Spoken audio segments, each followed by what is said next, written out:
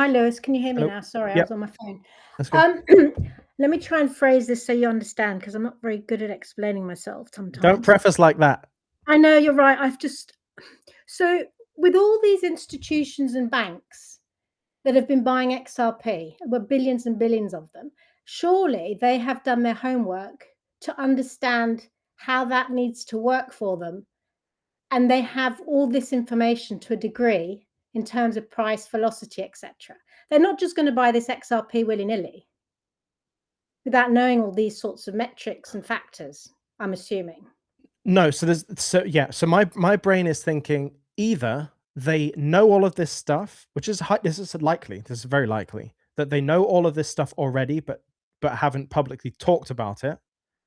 That would go in alignment with basically with everything we've seen about XRP. It's just like no one, not naming anything by name, and we've been through all of this already. So that's a very, very, very highly likely.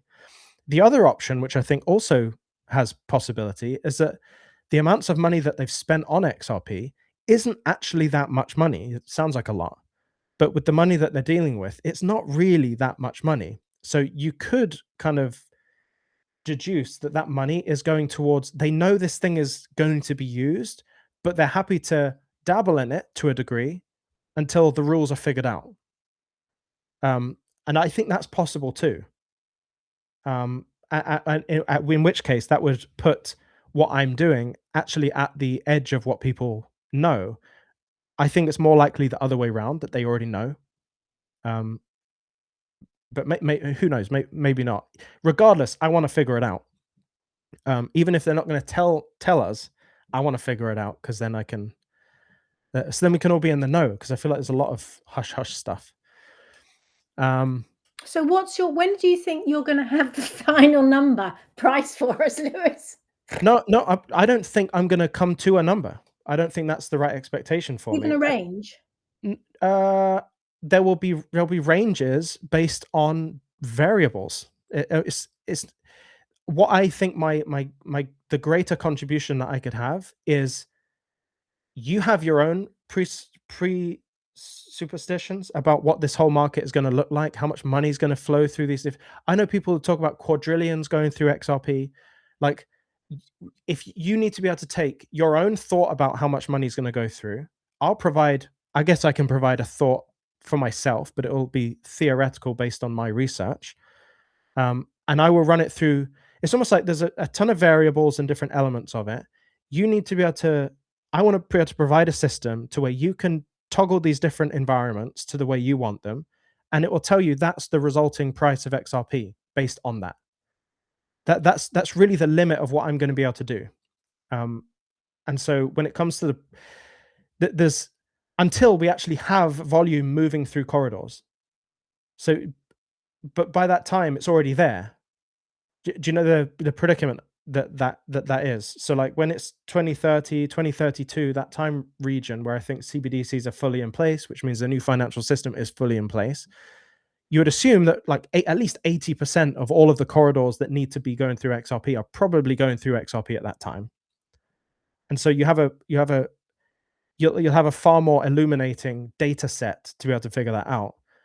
Right now, all we are doing is, where we cannot define amounts of volume or flow, like people talk about derivatives and the quadrillions and stuff, there's such variation on people's calculations on those topics that it's like no prediction is as good as the other in terms of price.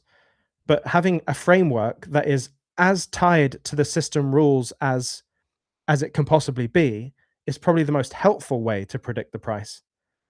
And I think that's all I'm going to be able to contribute. And in terms of like my own price prediction, I can already say my price prediction will be lower than everyone expects, because what I'm finding is that it's going to have to be a high velocity XRP, which means you're not going to need a high price for XRP to do that. But if you don't believe that, if you believe that I can only produce what I've seen in my research, and therefore what that's made me believe. But everyone's going to interpret things in a different way. I would just suggest for people interpreting things in a different way, are you interpreting it in a different way to try and get number go up, or is it based on the information from the documents? And following on from that, have you actually looked at the documents? I guess my kind of USP in that situation would be that I have looked at the documents, and this is my guess. And again, it is a guess because how much money is flowing around in derivatives, really? I don't know. So, and then there's the whole thing about the escrow, the XRP and escrow. Where is that? I don't know. We're gonna have to wait for NDAs maybe to complete to find that stuff out. So I can only be so accurate. But there's always going to be a level of interpretation. But if there is a framework, or at least like my white paper, which will lead into a calculator, if that is based on the actual rules and actually what we know, that's probably the best thing we have. And that's what I'm aiming to create there, Claire. You know? Thank you. Thank you. Okay. Alex, this thought process is really interesting to follow. I guess I assumed all of this information was very much predetermined and known. However, your questions, assuming they exist, are all under NDA. Will the powers that be happy with or want certain truths to be uncovered? I wonder how frustrated your investigation will be. I don't know. I don't know. I really don't know about the whole. I don't know about the whole manipulation thing. I'm really undecided about manipulation. You know, keeping information from people for malicious reasons. I'm not sure. I do think that people ultimately want more money and more power. At a certain point, it's not about money, it's just about power and influence. So I don't, in many ways, I don't think they're doing this stuff to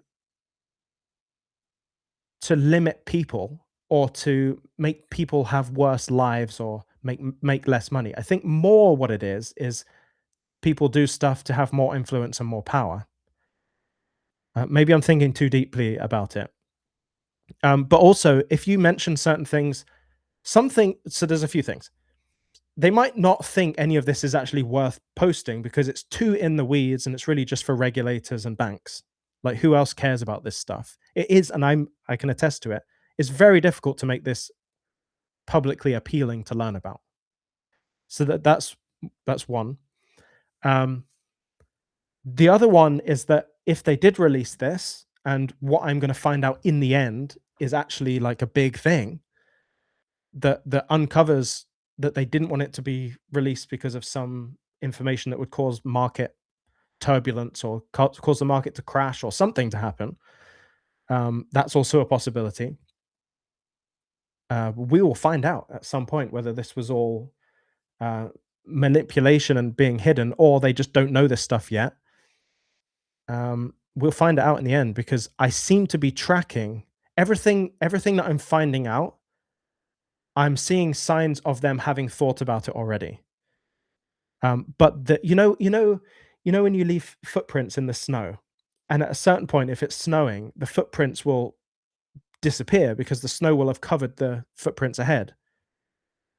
It's kind of like that. And you have to get really close to the snow and see, oh, there was actually a footprint here and it just got filled in with snow.